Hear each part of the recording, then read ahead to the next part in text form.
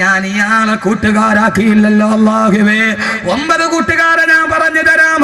അവരോരോരുത്തരെയും ചൂണ്ടിക്കാണിച്ചിട്ട് പറയും, അല്ലാഹുവേ ലൈതനീലം അത്തഖിദ് ഫുലാനൻ ഖലീലാ, ഇവനെ കൂട്ടുകാരനാക്കാൻ കഴിഞ്ഞില്ലല്ലോ അല്ലാ.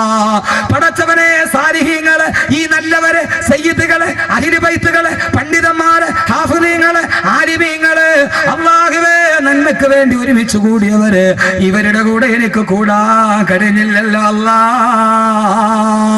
ഈ പള്ളം ഹൈദ്രോസ് പള്ളിയുടെ റിലീഫ് കമ്മിറ്റിയുടെ പ്രവർത്തകര് 1000 മുടക്കിയിട്ട് വാതിൽ വെക്കുമ്പോ അല്ലാഹുവേ മാറി നിന്നിട്ട് ഞാൻ ചിരിച്ചവനല്ലേ, വിമർശിച്ചവനല്ലേ, അവരുടെ കൂടെ എനിക്ക് കൂടാൻ പറ്റിയില്ലല്ലോ എന്ന് നാളെ കൈകടിച്ച് കുടഞ്ഞിട്ട് പരലോകത്ത് വെച്ച് പറയും.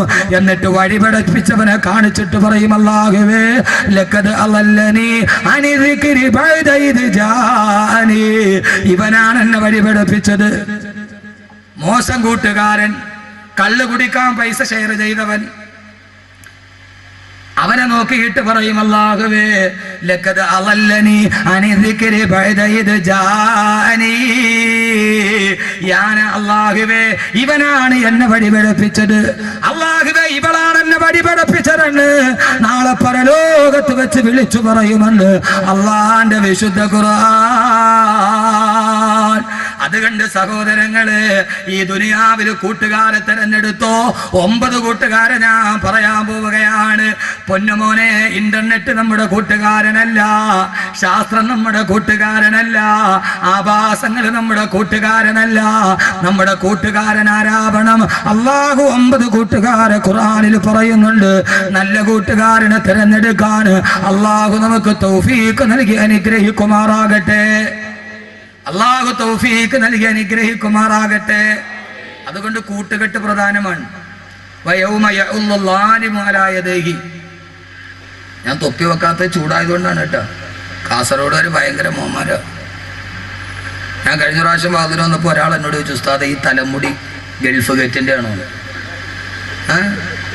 ഞാൻ ചേട്ടാ പറയാ, നീ എന്താ അങ്ങനെ ചോദിച്ചേ? അല്ല, ലോകാവസാനം പ്രസംഗിക്കുന്ന കാസറ്റ് ഉസ്താദ് മുഴുവൻ മുടിയില്ല, മൊട്ടയാണ്. ലോകാവസാനം പ്രസംഗിക്കുന്ന കാസറ്റ് ഉസ്താദ് മൊട്ടയാണ്, ഫുള്ള് മുടിയില്ല. ഇപ്പൊ ഇവിടെ വന്നപ്പോ നല്ല മുടി. ഇത് ഗൾഫ് ഗേറ്റാണോ? ലോകാവസാനത്തിന്റെ പ്രസംഗം ഞാൻ ഉംറ കഴിഞ്ഞ് വന്നിട്ട് പിറ്റേ ദിവസം പ്രസംഗിച്ചു, അതുകൊണ്ടാണ് തലമുട്ടയായിട്ട് മുടിയില്ലാത്തത്. അപ്പൊ എന്തൊക്കെ ശ്രദ്ധിക്കണം എന്ന് നോക്കിയ ആള്. നാളെ പരലോകത്ത് യൗമ യഉല്ലു ളാലിമു അലാ യദൈഹി, കൈ കടിച്ചു കുടയൂന്നാ പറ. ഒരു കൈയല്ല, അള്ള യഉല്ലു എന്ന് പറഞ്ഞാൽ കടിച്ചു കുടയുക എന്നാണ്. യഉല്ലു ളാലിമു എന്ന് പറഞ്ഞാൽ കൈ ഇങ്ങനെ കടിച്ചിട്ട് ഇങ്ങനെ കുടയും. സാധാരണ നമ്മളിങ്ങനെ കൈ കടിച്ചിട്ട് കുടയണപ്പോഴാണ് ഒരു വലിയ ഭാഗ്യം കൈവെള്ളയിൽ കിട്ടി. പക്ഷേ ഈ പണ്ടാരോ പറഞ്ഞാൽ കപ്പിനും ചുണ്ടിനും ഇടയിൽ നഷ്ടപ്പെട്ടു പോയി. കപ്പിനും ചുണ്ടിനും ഇടയിൽ നഷ്ടപ്പെടുക എന്ന് പറയൂലേ, എന്ന് പറയുന്നത് പോലെ ഒരു വലിയ ഭാഗ്യം കൈ കിട്ടി. അള്ളാന്റെ റസൂലിനെ കൂട്ടുകാരനാക്കാൻ പറ്റിയിട്ട് സല്ലല്ലാഹു അലൈഹി വസല്ലം അത് തള്ളിക്കളഞ്ഞിട്ട് അബൂജഹലിന്റെ പുറകെ പോയവൻ. സഹോദരങ്ങളെ, റസൂലുള്ളാഹിയുടെ കൂട്ടുകാർ ഇവിടെയുണ്ട്, അബൂജഹലിന്റെ കൂട്ടുകാർ ഇവിടെയുണ്ട്. നമ്മൾ ആരുടെ കൂട്ടുകാരനാവണം? ആരുടെ കൂട്ടുകാരനാവണം? റസൂലുള്ളാഹിയുടെ. അബൂജഹലിന്റെ കൂട്ടുകാരനാകാവോ? ഉസ്താദെ, അബൂജഹൽ എവിടെയെന്ന് വെച്ചാൽ അബൂജഹലെ ചത്തിട്ടുള്ളൂ, അബൂജഹലിന്റെ പ്രേതം ചത്തിട്ടില്ല. ചത്തിട്ടുണ്ടോ?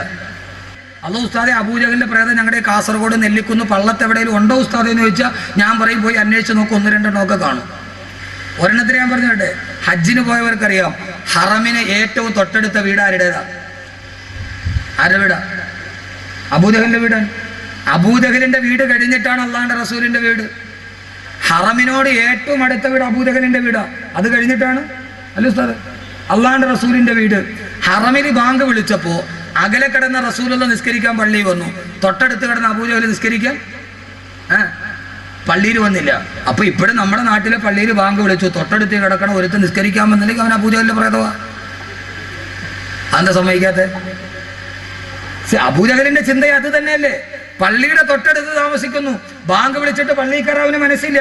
അപ്പൊ അവൻ ആരുടെ ചിന്താഗതിയുള്ളവനാണ്? അതെന്താ ചിന്തിക്കാത്ത? അബൂജഹലിന്റെ പേര് പറയുമ്പോൾ ലഅനത്തുല്ലാഹി അലൈഹി എന്ന് പറയും. ഈ ചിന്ത നമ്മുടെ മനസ്സിലുണ്ടായാലോ? ലഅനത്തുല്ലാഹി അലൈഹി പറയണ്ട. പൊന്നു സഹോദരങ്ങളെ, ഒരുത്തര് പിശാചിബാധയേറ്റ് അവന്റെ തലയെ പിടിച്ചിട്ട് ഓതുകയാണ് അഊദു ബില്ലാഹി മിനശ് ശൈത്താനിർ റജീം.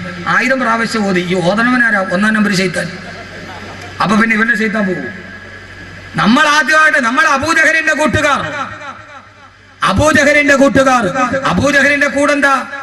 അബൂജഹലിന് അഹങ്കാരമായിരുന്നു. ആര് പറഞ്ഞാലും അല്ലാഹുവിന്റെ റസൂൽ പറഞ്ഞു കൊടുത്തു, ഈ ദുനിയാവ് ശാശ്വതമല്ല, മരിച്ചു പോകുന്ന ഈ ആഖിറത്തിലേക്ക് വാ. അബൂജഹലിന് അഹങ്കാരമായിരുന്നു. പണത്തിന്റെ അഹങ്കാരം, അധികാരത്തിന്റെ അഹങ്കാരം. ബദറിലെ കിണറ്റിൽ പോയി മലച്ചു കിടന്നില്ലേ അബൂജഹൽ? സഹോദരങ്ങൾ, പണമല്ല തരും, പക്ഷെ അതിന്റെ പേര് അഹങ്കരിക്കാൻ നിൽക്കരുത്. അള്ളാഹുവിന്റെ റസൂലിന്റെ കൂട്ടുകാരനാവേ. അല്ലാഹ് നാളെ രണ്ട് കൈ, ഒരു കൈയല്ല, രണ്ട് വിരൽ ഇങ്ങനെ കടിച്ചു പടയും. പടച്ചോനെ, നല്ല കൂട്ടുകാരനാവാൻ പറ്റില്ലല്ലോ അള്ളാഹുവേ എന്ന് കടിച്ചു പടയും. അള്ളാഹു അവസ്ഥയിൽ നിന്ന്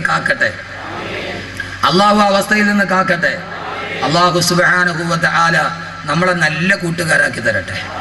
നല്ല കൂട്ടുകാരെ തിരഞ്ഞെടുക്കാൻ അള്ളാഹു തൗഫീക്ക് നൽകട്ടെ. നല്ല കൂട്ടുകാരെ പറഞ്ഞു തരട്ടെ. 9 പേരോട് കൂട്ടുകൂടണം, 3 പേരോട് കൂട്ടുകൂടാൻ പാടില്ല. ഇൻഷാ അല്ലാഹ് മരിച്ച് മണ്ണിൻ്റെ അടിയിൽ കിടക്കുമ്പോൾ ഈ കൂട്ടുകാർ നമ്മുടെ കൂടെ ഉണ്ടാവുമോ? നാളെ മഹ്ശറയിൽ പോകുമ്പോൾ ഈ കൂട്ടുകാരുണ്ടാവുമോ? പക്ഷെ അതെല്ലാം നമ്മൾ ഒത്തിരി പേരോട് കൂട്ടുകൂടില്ല. മമ്മൂട്ടി നമ്മുടെ കൂട്ടുകാരനായി. എല്ലായിടത്തും Mammootty fans association, Mohanlal fans association. Kasaragod fans association ഉണ്ടോ? ഇല്ലേ? പറക്കത്തിന് വേണ്ടിയുണ്ടോ അവിടെ? ഇവിടെയൊക്കെ ഇവിടെ കൂടുതലും സലീം കോടത്തൂർ ഫാൻസ് അസോസിയേഷൻ, കൊല്ലം ഷാഫി ഫാൻസ് അസോസിയേഷൻ.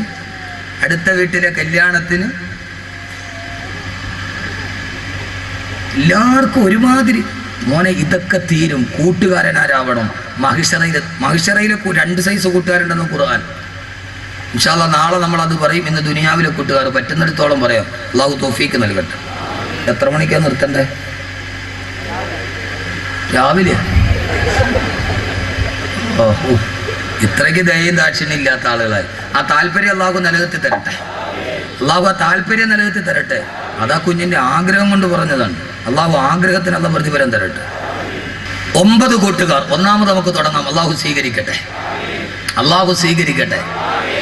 അള്ളാഹുവിന്റെ ഖുർആൻ പറയുന്നു, ഈ വയൽ അവസാനിക്കുമ്പോൾ ഈ 9 പേരോട് കൂട്ടുകൂടുവോ? നാളെ അവസാനിക്കുമ്പോൾ ഒന്ന് ഉറക്കെ പറയും. കാസർഗോഡുകാർ നല്ല സ്നേഹം, ഭയങ്കര ഉഷിരുള്ളവരാണ്. ഉറക്കെ പറയും ഇൻഷാ അല്ലാഹ്. ഒരു ബുദ്ധിമുട്ടുമില്ല. നിങ്ങൾ ജീവിതത്തിലും വിജയിക്കും, ആഖിറത്തിലും വിജയിക്കും. ദുനിയാവിലും വിജയിക്കും, ആഖിറത്തിലും വിജയിക്കും. 2 സൗഭാഗ്യമാണ്. ഇരട്ട പദവി. നമ്മുടെ ചീഫ് വിപ്പിന് ഇരട്ട പദവി ഉണ്ടോ എന്നുള്ള കാര്യത്തിൽ കോടതിയിൽ പോയി. പക്ഷെ ഈ ഇരട്ട പദവിക്ക് കേസില്ല. അല്ലാഹുവിന്റെ ഖുർആൻ പറയുന്നു, വമയ്യതില്ലാഹ വറസൂല ഫഉലൈക മഅല്ലദീന അൻഅമല്ലാഹു അലൈഹിം മിനൻ നബിയ്യീന വസ്സിദ്ദീഖീന വശുഹദാഇ വസ്സാലിഹീൻ ഫഹസുന ഉലൈക റഫീഖാ. അല്ലാഹ് പറയാണ്, ഫഹസുന ഉലൈക റഫീഖാ. ഇവരാണ് ഏറ്റവും നല്ല കൂട്ടുകാർ. ആരാണവർ? ഒന്നാമത്തെ കൂട്ടുകാരൻ അല്ലാഹ് പറയുന്നു, നമ്മുടെ ഒന്നാമത്തെ കൂട്ടുകാരൻ അല്ലാഹു ആവണം. ഒന്നാമത്തെ കൂട്ടുകാരൻ ആരാ? അല്ലാഹ്. എൻ്റെ അല്ലാഹ് കൂട്ടുകൂടൂലേ? അല്ലാഹ് കൂട്ടുകൂടും. പക്ഷെ നീ എങ്ങനെ ആവണം? കാരണം എന്താ? അല്ലാഹ് കൂട്ടുകൂടിയിട്ടുണ്ട്. ഖുർആൻ, വത്തഖദല്ലാഹു ഇബ്രാഹീമ ഖലീലാ.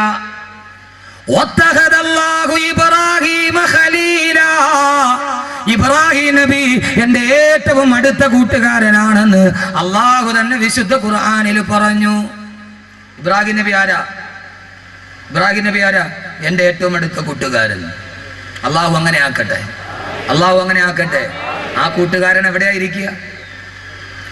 അള്ളാഹ് എവിടെ ഇരിക്കുക? കൂട്ടുകാരനെ കണ്ടാലല്ലേ സ്നേഹിക്കാൻ പറ്റുള്ളൂ. അള്ളാഹ് എവിടെ ഇരിക്കണേ? ആദ്യത്തെ കൂട്ടുകാരൻ അള്ളാഹയാകണം. പെട്ടെന്ന് ഞാൻ വിവരിച്ചു പോയി, 2 ദിവസം കൊണ്ട് തീരുന്നൊരു വിഷയമല്ല ഇത്. അള്ളാഹു നമ്മുടെ കൂട്ടുകാരനാക്കട്ടെ. അള്ളാഹുവിനെ കൂട്ടുകാരനാക്കിയ ആളാണ് നെല്ലിക്കുന്ന് പള്ളിയുടെ മക്കാമിൽ കിടന്നുറങ്ങുന്നവർ. അള്ളാഹിനെ കൂട്ടുകാരാക്കിയവരാണ് നെല്ലിക്കുന്ന് മക്കാമിൽ കിടന്നുറങ്ങുന്നവർ. അള്ളാഹ് കൂട്ടുകാരനാവും. കൂട്ടുകാരൻ എവിടെ ഇരിക്കണേ? കൂട്ടുകാരനെ കാണണ്ടേ? എവിടെ അള്ള ഇരിക്കണേ? ലോകപ്രശസ്ത ചിന്തകനായ മാർക്ക് ട്വെയിൻ ഉണ്ട്, ഇംഗ്ലീഷ് സാഹിത്യകാരനാണ്. അദ്ദേഹം ബലിതത്തിലൂടെ ഒത്തിരി ഗുണപാഠം പറയുന്ന ആളാണ് മാർക്ക് ട്വെയിൻ. മാർക്ക് ട്വെയിൻ പറഞ്ഞ ഒരു സംഭവമുണ്ട്, സാങ്കല്പികമാണ്. ആളൊരു വലിയ തത്വം പറഞ്ഞതാണ്. ദൈവം ലോകത്തുള്ള എല്ലാ വസ്തുക്കളെയും സൃഷ്ടിച്ചു, ഏറ്റവും അവസാനമാണ് മനുഷ്യനെ സൃഷ്ടിച്ചത്. മാർക്ക് ട്വെയിൻ പറയാണ്, മനുഷ്യനെ സൃഷ്ടിച്ചു കഴിഞ്ഞപ്പോൾ ഈ മനുഷ്യൻ അങ്ങോട്ടും ഇങ്ങോട്ടും തല വെട്ടി മരിക്കുന്നത് കണ്ടപ്പോൾ മകൻ വാപ്പയുടെ തല വെട്ടുന്നു, വാപ്പ ഉമ്മയുടെ തല വെട്ടുന്നു. ഇത് കണ്ട ദൈവത്തിന് പേടിയായി. സ്വന്തം ജനിപ്പിച്ച വാപ്പാന്റെ പള്ളയിൽ കത്തി കുത്തി കയറ്റുന്ന ഇവൻ നാളെ ഇതെല്ലാം തീർന്നു കഴിയുമ്പോൾ ഇവനെ സൃഷ്ടിച്ച എന്നെ കൊല്ലുമെന്ന് ദൈവത്തിന് പേടിയായി.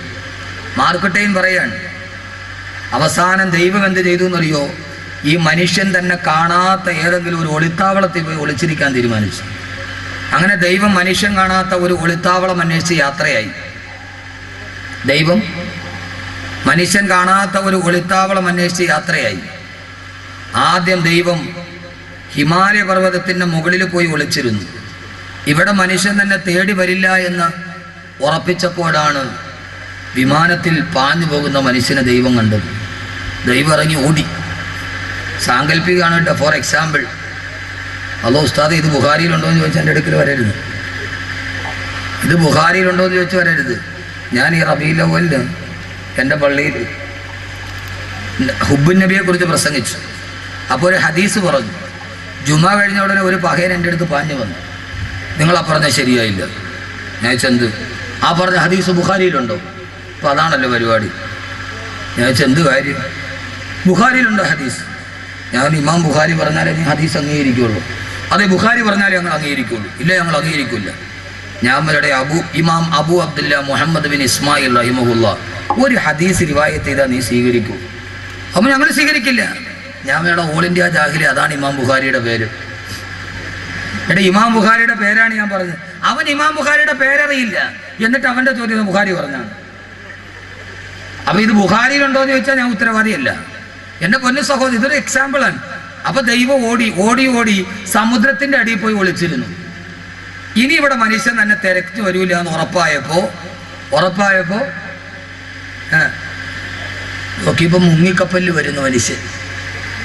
ദൈവം വിചാരിച്ച് ഇവിടെ ഇവൻ എന്നെ വിടൂല. ഓടി ഓടി ഓടി ഓടി ഓടി തളർന്ന ദൈവം അവസാനം ഒരിക്കലും മനുഷ്യൻ തന്നെ തേടി വരാത്ത, ഒളിച്ചിരുന്നാൽ തന്നെ കാണാത്ത ഒരു ചെറിയ ഒളിത്താവളം കണ്ടുപിടിച്ചു. അതിൻ്റെ ഉള്ളിൽ കയറി ദൈവം ഒളിച്ചിരുന്നു.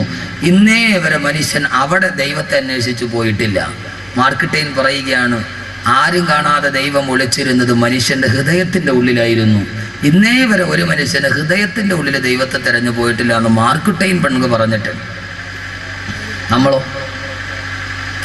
അള്ള എവിടെയാ? അള്ള എവിടെയാ ഇരിക്കണേ? കൂട്ടുകാരനല്ലേ? കൂട്ടുകാരൻ എവിടെയാന്ന് അറിയണ്ടേ?